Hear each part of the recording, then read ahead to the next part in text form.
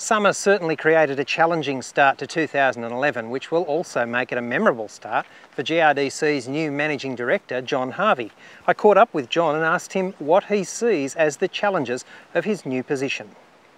The first challenge, the biggest challenge, is really to look right back to basics, back to strategy. What's the role of GRDC? How can GRDC best add value to Australian grain growers? And we'll be going back and looking at that. And I'll be working through, obviously, with the board on those key strategic issues in consultation with our GRDC regional panels and also with grower organisations like Grain Producers Australia and individual growers. And that will culminate, I guess, in submitting to the Minister a new R&D, 5-year R&D plan. That kind of review process you talked about, what kind of answers do you suspect will come out of it? Well, I guess one of the big issues for us will be we've got very diverse stakeholders. I mean, you take a farmer up in Rolleston, Central Queensland, summer crops, chickpeas, big large areas, vertisol soils, very different needs, very different expectation to, say, a grower on the Eyre Peninsula in South Australia. So the challenge for us is, very easy for us to just Vegemite our investment across a whole lot of issues, not have a big impact. I think the big challenge will be, for me, how can we actually focus our investment? How can we focus it on the things that will make the biggest difference to Australian grain growers? So tell me about yourself. What's the John Harvey story? Well, I've been with GRDC for 14 years. My whole career has been around the grains industry. It's where I come from. It's where my passion is. As soon as I left agriculture, I went up to Queensland, worked with the Queensland Department of Primary Industries, based at a whole lot of local, regional areas, Warwick, Gundawindi, Emerald, all those sort of locations. First as a soil conservationist, then more later as a district agronomist.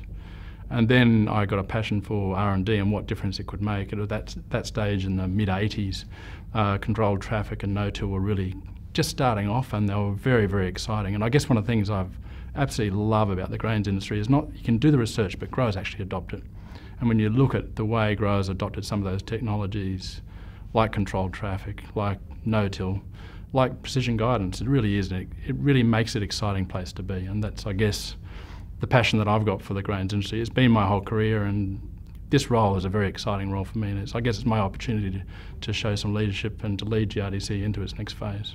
Because of the season we've seen in 2010, in both the West and the East in different ways, 2011 is probably going to be a year of big decisions for a lot of people. How can GRDC help? Yeah, look, it's been an extremely interesting or unusual, difficult, really very difficult year, I think, for Australian growers for a whole range, as you know, different reasons. With the dry over in the West and the wet in the South, frankly, I've never seen anything quite like it in the time that I've been in the grains industry. And there's no doubt it's going to take many growers, several years to recover from what we've been through. And unfortunately for some growers, it may mean them actually having to make heartache type decisions about whether they stay in the industry. So it will take time for them to work through and to resolve what's happened over the last 12 months. Look, one of the areas I think I would like to see GRDC put some effort and some focus in is how we actually package it, the outcomes of R&D, and how we put that in a format and how we put that in front of growers in a timely manner. And I guess with some of the web-based technologies that now exist, there is opportunities to look at how we do that and how we might be able to do that better.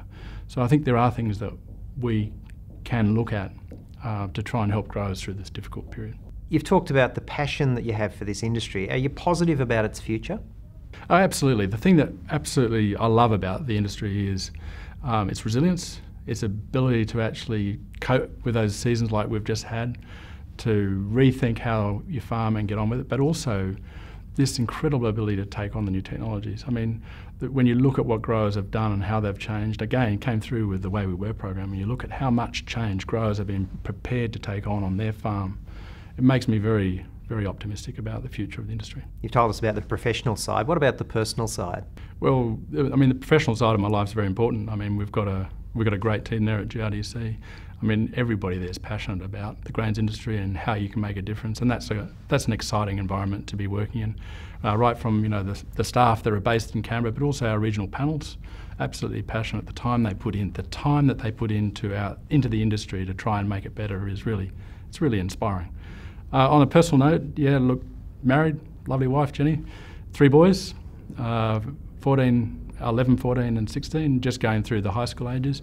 I guess to unwind, I mean, sport's always a big part of our life on the weekends. End up normally on a hockey field some stage during the week or during the weekend. When we do get a break, I mean, any sort of bushwalking outside activity, fantastic.